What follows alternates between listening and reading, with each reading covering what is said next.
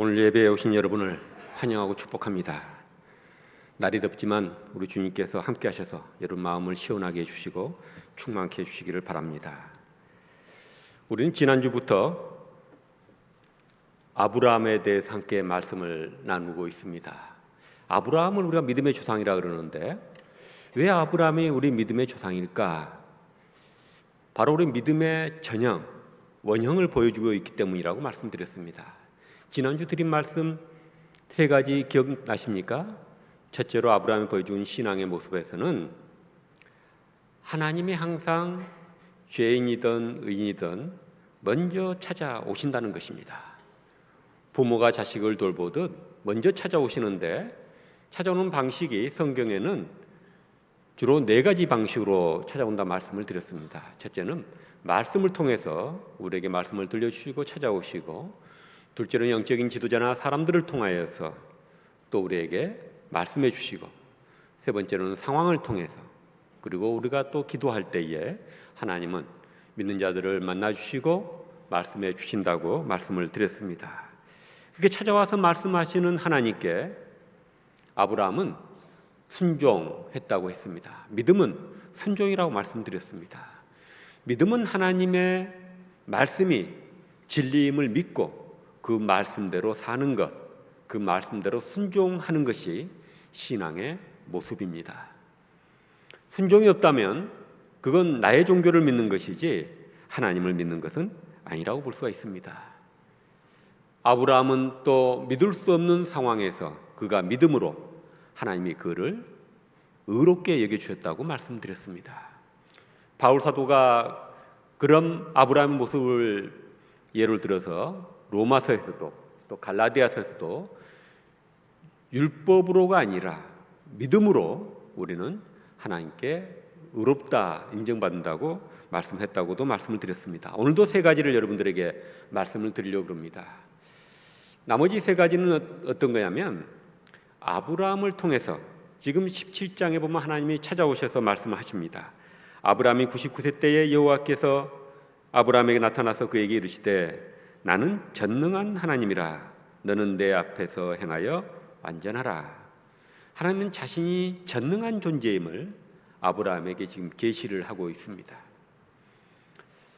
그래서 하나님은 전능하시기 때문에 이미 나이가 90세가 넘어서 99세가 되어서 또 살아도 나이가 많아서 아이를 생산할 수 없지만 그 하나님이 아브라함을 통해서 아들을 낳게 할 것이라는 것을 아브라함은 믿게 되었습니다. 그래서 아브라함은 하나님이 진정으로 전능하신 하나님이시구나, 그래서 우주를 지으시고 모든 우주를 통치하신 하나님, 자기를 통해서 새롭게 민족을 일으키실 뿐만 아니라 다른 민족을 소멸하실 수 있는 분, 그래서 만군의 하나님, 유일하신 하나님, 신중에 참 신이신 하나님을 믿게 되었습니다. 그래서 아브라함은 유일신교의 조상으로 불리웁니다. 바로 유대교, 기독교, 이슬람이 다 믿음의 조상으로 아브라함을 따르고 있습니다. 유대교는 혈통적으로까지 조상이라 그러고, 이슬람교도 이스마엘 자손 아랍 족속들이 또 무하마드가 이 이스마엘 후손이기 때문에 아브라함을 자기들의 믿음의 조상으로 또 혈통으로도 조상으로 여기고 있습니다. 아브라함은 다신교 사회인 갈대아 우르에서 살았던 사람입니다. 그런데 유일신교를 믿음으로써 문명을 바꾼 그런 인물입니다. 그런데 하나님을 유일하신 하나님으로 믿는 게 왜 그렇게 중요합니까? 이게 바로 영적 세계에 하나님의 존재에 대한 진실, 진리를 담고 있기 때문에 그렇습니다. 예수 그리스도께서 하나님의 능력으로 귀신들을 쫓아내죠. 귀신들이 바로 예수 그리스도가 하나님 보내신, 유일하신 하나님 보내신 메시아로 알아보고 굴종하고 또 쫓겨나가기도 합니다. 제자들에게도 그런 능력을 줘서 제자들도 귀신을 쫓아내고 병들을 고치고 그런 능력을 행하였습니다. 우리도 믿음 생활을 하다 보면 하나님이 진정한 하나님이시구나, 살아계시구나, 참 신이구나, 그런 걸 경험할 때가 있죠. 제 여동생이 다른 교회 권사인데 그 수년 전에 저한테 옛날에 있었던 일을 고백하더라고요. 오빠, 지금까지 말을 못했는데 옛날에 이런 일이 있었어요. 무슨 일이냐 그랬더니, 이제 제가 동생들하고 같이 자취하면서 이제 공부할 때인데, 저는 그때 대학원생일 때인데 전도사로, 여동생 친구가 있는데 20대 때 일입니다. 친구가 결혼을 전제로 해서 사귀는 남자가 있는데, 친구 언니가 이 점을 좋아하고 미신을 믿는 사람이래요. 동생한테 그 남자하고 잘 살 수 있을지 가서 점을 한번 보자 그러더라는 거예요. 그럼 여동생한테도 너도 같이 따라가자 그러더래요. 얼결에 따라갔대요. 점쟁이가 여동생을 보더니 화를 내면서 그러더랍니다. 너네 집에 성령이 충만한데 네가 왜 여기로 왔냐고 화를 내서 여동생이 놀라서 그 자리에 나와서 집으로 온 거예요. 근데 전도사인 저한테 그 얘기를 하면 점쟁이한테 갔다고 혼날 것 같으니까 얘기를 못하고 있다가 오랜 세월이 지난 다음에 이제 간덩이가 좀 커지니까 저한테 와서 그 얘기를 했던 것입니다. 하나님은 살아계세요. 하나님은 만유의 주인이시고 절대 주권자가 되시는 것입니다. 이 하나님이 참된 하나님이라고 우리가 믿을 수밖에 없는 것은, 하나님이 우리에게 임하면, 하나님이 성령이 우리에게 임하면 우리가 회개하고 하나님이 주시는 기쁨과 평강 가운데 있게 되는 것입니다. 하나님과 우리의 관계가 회복이 돼서 하나님과 우리 사이에 평안이 생기고, 그리고 우리의 죄로 부서진 하나님의 형상이 회복이 돼서 우리의 의식이 고양이 되면서, 이게 하나님이 내 앞에서 온전히 행하라고 하신 같이 우리는 온전히 바르게 살고 싶은 의지가 우리 안에 생겨나게 되는 것입니다. 그래서 인간다운 인간으로 변해져 가는 것입니다. 근데 여러분, 귀신이 임하면, 귀신 들린 사람들 봤습니까? 여러분, 매체의 다큐나 또 그런 종교 연구 보고서를 보면 귀신이 들리면 사람들이 불안에 떨고 무서워하고, 그리고 소위 신병이 듭니다. 시름시름 아픈 거예요. 약을 먹어도 낫지를 않는 거예요. 그래서 귀신을 쫓아내도 쫓아내지지 않으면 결국 신내림을 받고 무당이 되는 겁니다. 귀신이 들려서 무당이 된 사람들을 우리가 종교학적으로 강신무라고 얘기합니다. 신이 되어서 무당이 된 사람, 이런 사람들 작두도 타고 그러죠. 학습무가 있습니다. 신내림 받지 못하고 부모님이 무당이니까 그냥 훈련받아서 이렇게 무당이 된 사람. 아마 제 동생이 만났던 그 점쟁이는 강신무였던 것 같아요. 하나님을 알아보는 사람이니까. 복음서에도 그런 게, 예수님 알아보잖아요. 귀신이 들리면 하나님의 성령이 임함같이 의식이 고양되지 않습니다. 여러분, 드라마나 이런 데서 여러분도 봤겠지만, 점쟁이가 왜 너 윤리적으로 살지 않니? 바르게 살지 않니? 점쟁이들 보통 반말을 하잖아요. 바르게 살란 얘기 안 해요. 너 잘못했구만. 너 그 일하면 망해. 그 사람하고 뭐 하면 망해. 이런 식으로 얘기하잖아요. 길과 흉에 대해서만 얘기합니다. 기복에 대해서만 얘기를 해요. 그래서 귀신 들린 자는 윤리적으로 될 수가 없습니다. 미신을 쫓는 자들이 의식이 고양되고 인간적으로 내적으로 성숙되지를 않습니다. 오직 하나님을 만날 때 사람은 변하고, 그리고 하나님의 형상이 회복이 돼서 바르게 살고 싶은 마음, 다른 인간에 대해서 선을 베풀고 싶은 마음, 의롭게 살고 싶은 마음이 드는 것입니다. 아브라함은 바로 유일하신 하나님을 체험하고 그 하나님의 신앙을 우리에게 전해 준 것입니다.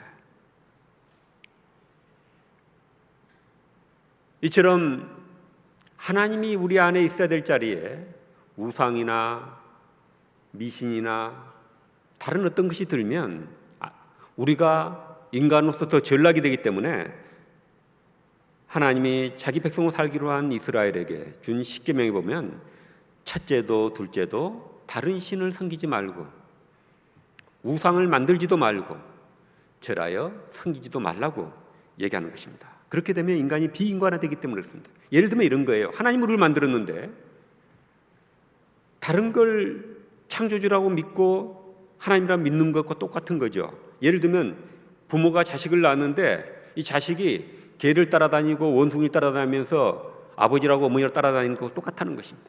그건 자기를 낳은 부모를 욕되게 하는 거죠. 우리가 다른 신을 믿는 것, 하나님보다 다른 걸 더 귀하게 여기는 것은 하나님을 욕되게 하는 것이 되는 것입니다. 요즘도 미신을 많이 젊은 사람들이 따른다고 그래요. 작년, 재작년 23년도에 기독교 사회문제연구원에서 사회 사람들을 기독교인들 인식조사를 했습니다. 놀랍게 19세에서 34세까지 젊은 사람들의 45.4%가 그 해에 사주나 타로나 점을 봤다고 응답을 했습니다. 이게 한국교회 신앙의 현실입니다. 최근에 미국의 퓨 리서치에서 한국인들의 의식조사를 했는데 한국 기독교인들의 30%가 그 해에 지난해에 사주와 타로점을 봤다고 응답을 했다고 합니다. 우리의 신앙이 어디에 있습니까? 유일하신 하나님께 있습니까? 아니면 다른 것에 있습니까? 그래도 요즘은 옛날보다 우상을 섬긴다거나 미신을 믿는 비율은 줄었지만 사실은 유일하신 하나님이 아니라 더 많은 신들이 현대인들에게는 있다고 얘기합니다. 유일하신 하나님을 믿는다는 것은 하나님이 우리를 지으시고 온 우주를 통치하실 뿐만 아니라 그 하나님이 내 인생의 가장 중요한 존재라는 것, 내 삶의 원리라는 걸 인정하는 것입니다. 그런데 요즘 우리에게는, 현대인들에게는 더 중요한 것이 수도 없이 많다는 것입니다. 하나님이 있어야 될 자리에 자식이 있고 내가 성공하기 위한 일들이 있고 그리고 스포츠나 취미가 또 물질이 그 자리를 차지하고 있다는 것입니다. 여전히 많은 사람들은 하나님 아닌 다른 것을 섬기고 산다는 것입니다. 그런데 아브라함이 유일하신 하나님 믿었다는 것은 하나님이 가장 중요한 존재가 그에게 가장 중요한 존재라는 것을 믿었기에 나이 들어서 낳은 100살에 대해서 낳은 아들도 바쳐라 그랬을 때 아브라함은 바치잖아요.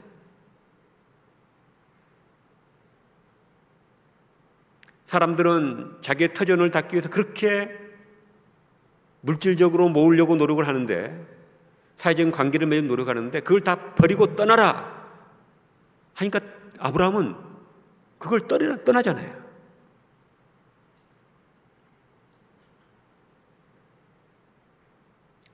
그래서 아브라함은 진정한 유일신앙을 가진 것입니다.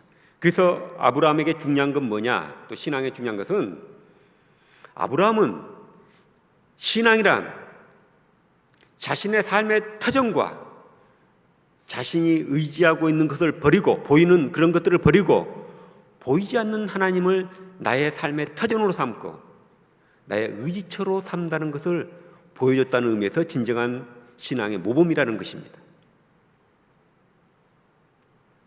독일의 유명한 신학자인 불트만은 그렇게 얘기했습니다. 이런 성경의 신앙의 특징을 알았기 때문에 신앙이란 보이는 것을 의지하던 삶에서 보이지 않는 하나님을 의지하고 살기로 결단하는 것이다 이렇게 얘기했습니다. 여러분의 그런 결단이 있었습니까? 내가 의지하던 보이는 삶의 터전들, 내가 의지하던 것들을 다음 순위로 밀어놓고, 그것들도 다 하나님 주신 것이죠. 그러나 그것이 가장 중요하다 여기지 않고 하나님만이 나의 삶의 터전이요 내가 의지할 존재라는 것을 확고히 믿기로 결단하고 그것을 내 삶의 가장 중요한 가치로 여기고 사느냐는 것입니다. 이건 쉬운 일이 아니죠. 아브라함이 그렇게 했을 때 하나님이 아브라함에게도 불안이 찾아왔던 것 같아요. 왜냐하면 자기가 지금까지 이룬 것들을 다 버리고 떠났는데, 땅을 주겠다고, 자식을 주겠다고 해서 떠났는데 약속만 했지 하나님의 약속이 이루어지지 않는 거예요. 나이 지금 99세가 되도록 아들이 없는 거예요. 땅도 없는 거예요. 사라가 죽었을 때 사라를 묻을 땅도 없어서 막벨라 굴을 에브론이라는 사람한테 많은 돈을 주고 사는 것을 볼 수 있습니다. 아브라함은 두려움을 느꼈던 것 같아요. 내 결단이 옳은 것이었을까? 하나님은 창세기 15장 1절에 찾아오셔서 아브라함아 두려워하지 말아라. 내가 너의 방패다.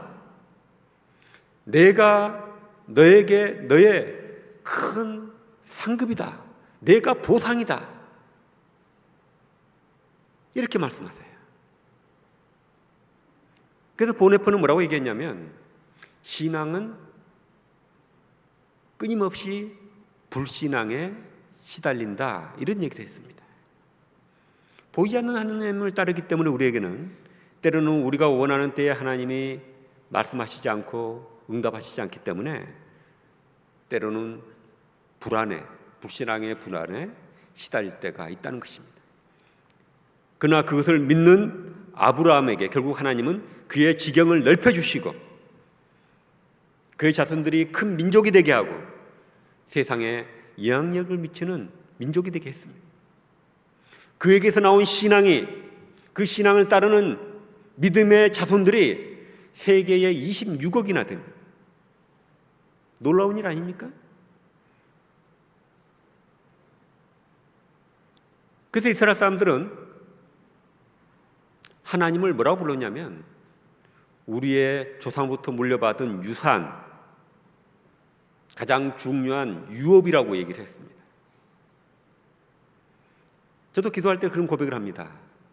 주님이 내 인생의 가장 큰 유산입니다. 나의 가장 큰 능력입니다. 라고 고백을 합니다. 그리고 자식들에게도 그렇게 얘기합니다. 내가 선생이고 목사여서 돈이 별로 없다. 그러나 하나님을 믿는 것으로 내게는 충분했다. 하나님 믿음으로 나는 살아올 수 있었다. 내가 너희들에게 물려줄 가장 큰 유산은 바로 이 믿음이다. 그런 얘기를 종종 합니다. 잊지 않게 하려고.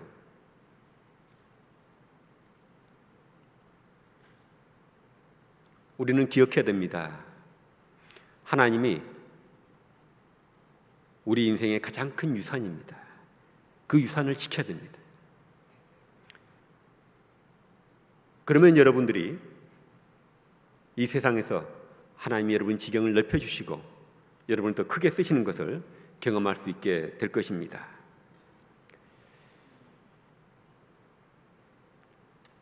마지막으로 아브라함은 자기가 하나님으로부터 많은 복을 받는데 그 복이 자기만을 위한 것이 아니라는 걸 알았다는 것입니다. 하나님은 12장 1절부터 3절에 뭐라고 얘기합니까? 너를 창대하게 할 텐데 너로 인하여 모든 민족이 복을 받을 것이다. 너는 복이 될 것이다. 이렇게 얘기합니다. 하나님이 우리를 믿는 자를 부르시는 목적은 우리만 복받고 잘 살게 하기 위한 것이 아니라 우리가 세상에 복의 통로가 되기를 원하신다는 것입니다. 제 삶의 원칙 중에 하나, 중요한 원칙도 그겁니다.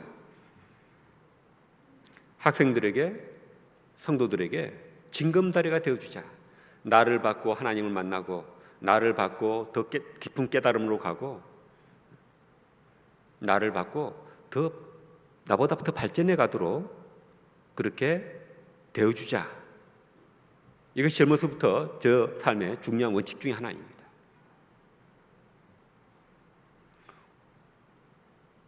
망해가던 조선에 복이 어떤 것이었습니까? 바로 기독교 신앙이었고 교회였습니다. 기독교 신앙이 들어와서 미신을 타파하고 여성들의 권리를 신장시켜주고 근대 교육이 시작이 되고